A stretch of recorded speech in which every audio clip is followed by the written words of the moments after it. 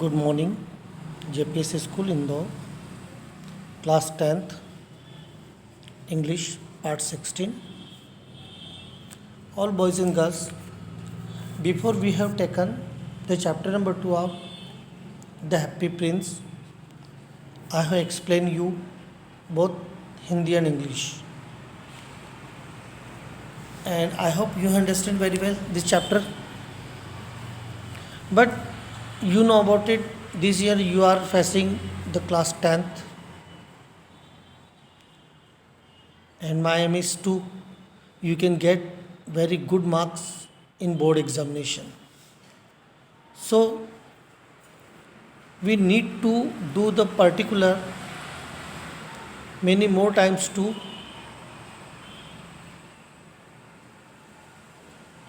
read this chapter. Today I will explain this chapter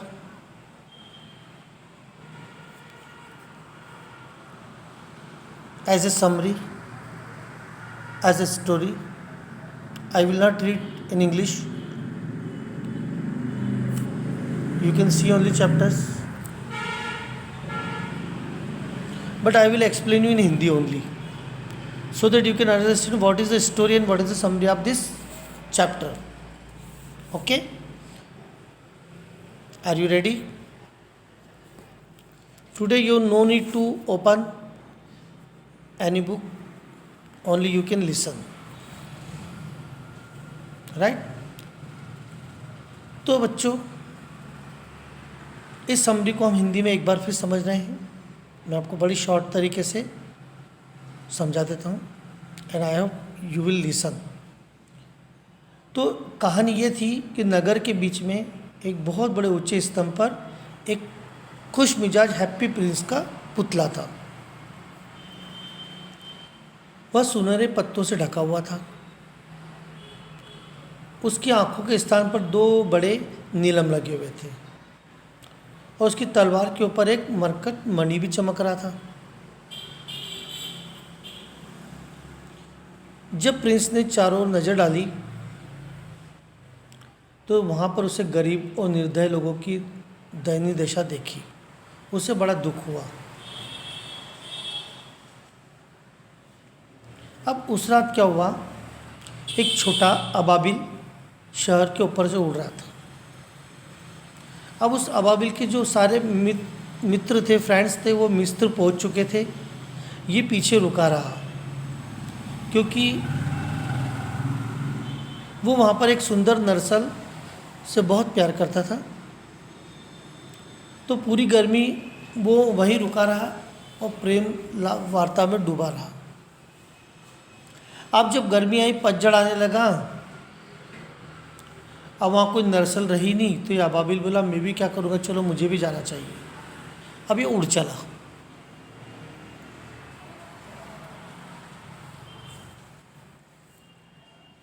अब अबाबिल जब उड़ रहा था तो उड़ते उड़ते उसने उस स्टैचू को देखा और उस बूथ के ऊपर, स्टैचू के ऊपर बैठ गया. उसने सोचा चलो मैं आज थका हूँ तो मैं यहीं रात बिता लूँ. जो ही वो सोने वाला था कि अचानक उसके ऊपर पानी की एक बहुत बड़ी बूंद गिरी. उस अबाबिल को बड़ी ही हैरानी हुई, आश्चर्य पड़ गया. वो भाई बादल नहीं है, बारिश का मौसम नहीं है, पानी कहाँ से आ गया. जब उसके ऊपर पानी की दूसरी बूंद भी गिरी तो अबाबिल ने डिसाइड किया कि मुझे यहाँ से उड़ जाना चाहिए. और जब उड़ने ही वाला था उसके ऊपर तीसरी बूंद गिरी तो उसने ऊपर जब देखा तो उसने उस स्टैचू, उस पुतले को रोते हुए देखा, प्रिंस को. बुद्ध ने, उस पुतले ने अबाबिल को बताया कि जब वो जीवित था तब उसे आंखों में आंसू क्या होते हैं पता ही नहीं था. अब वो काफ़ी ऊंचाई पर स्थित है और अब उसको नगर का सारा दुख दिखाई दे रहा है. प्रिंस एक्चुअली मर चुका था. हैप्पी प्रिंस ने अबाबिल को एक टेलर दर्जीन के बारे में बताया वह रानी की दासियों के साटिन के गाउन पर फूलों की कढ़ाई करती थी। तो उसका बेटा ज्वर से पीड़ित था, बुखार से पीड़ित था। हैप्पी प्रिंस ने अबाबिल से कहा कि उसकी तलवार की मूठ से मरकट मनी निकाल कर आप उसको दे देना। अबाबिल उड़कर उस महिला के घर गया और उसने उसके वहाँ संदूक के पास में मरकट मनी को रख दिया।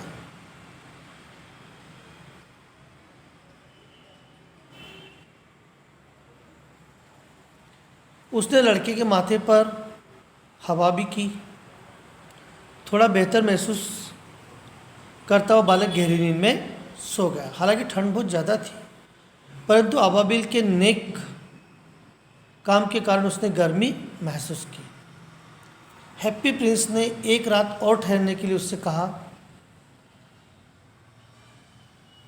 उसने एक ड्रामेटिस्ट नाटककार के बारे में उसको बताया जो इतनी ठंड महसूस कर रहा था कि रंगमंच के निर्देशन के लिए लिखे जाने वाले अपने नाटक को समाप्त नहीं कर पा रहा था। उसे भूख भी लग रही थी। उसने अबाबिल से कहा कि उसकी आँख से एक नीलम निकाल ले और उस ड्रामेटिस्ट उस नाटककार को दे आए। अबाबिल ने उसकी इच्छा अनुसार कार्य किया।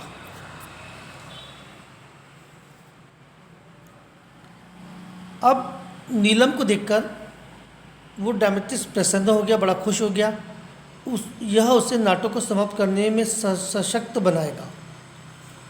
अबाबिल हैप्पी प्रिंस के पास उसे अलविदा कहने के लिए लौट गया। हैप्पी प्रिंस ने एक रात और ठहरने की उससे प्रार्थना की कि एक रात और रुक जाओ प्लीज़। राइट।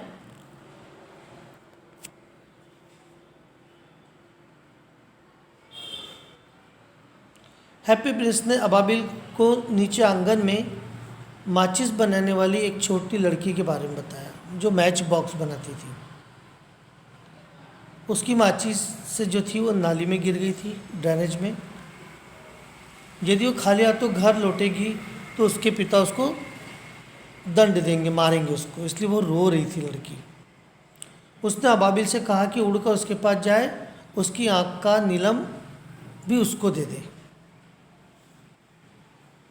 अबाबिल ने छोटी लड़की के हाथ में नीलम रख दिया।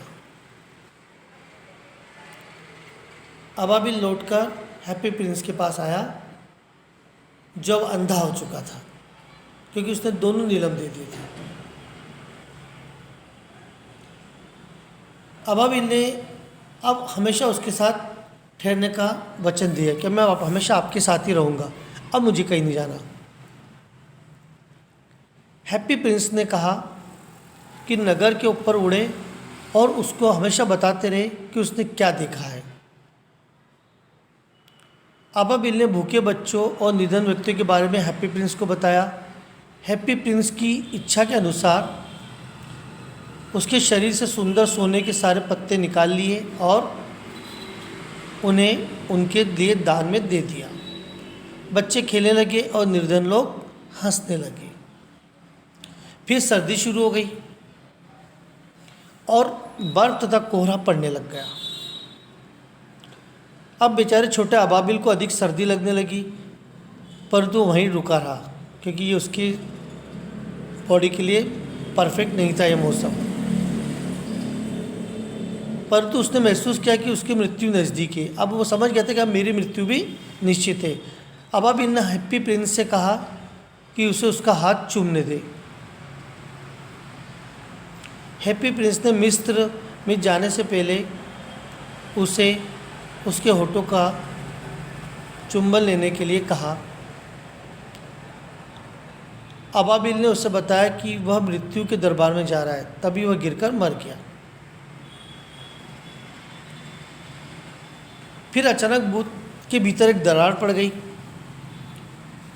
हैप्पी प्रिंस का जो दिल था वो टूटकर दो टुकड़ों में हो गया। मरा हुआ अबाबिल उसके कदमों में पड़ा था। अगली प्रातः महापौर तथा उसके नगर परिषद उधर से गुजरे। उन्होंने घोषणा की कि हैप्पी प्रिंस अब न तो सुंदर है और न ही लाभकारी। उसने उसे आग में गलाकर खत्म करने का आदेश दे दिया। हैप्पी प्रिंस का टूटा हुआ हृदय भट्टी में नहीं पिघला। महापौर ने घोषणा की कि उस हैप्पी प्रिंस की धातु से उसका अपना बुत बनाया जाए। नगर पार्षद इस बात को सहमत होकर और एक दूसरे से के साथ लड़ने लग गए। टूटे हुए हृदय को अबाबिल के पास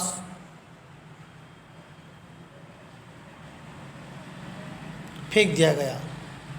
परमात्मा ने अपने देवदूतों में से एक देवता को नगर में से 2 सर्वाधिक बहुमूल्य वस्तु लाने को कहा।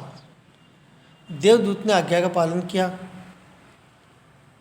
परमात्मा ने कहा, छोटा पक्षी स्वर्ग के उद्यान में सदा के लिए गाएगा। हैप्पी प्रिंस सोने के शहर में उसकी प्रशंसा करेगा। और इस तरह से इस कहानी का सारांश खत्म होता है। I hope you have understand. Thank you.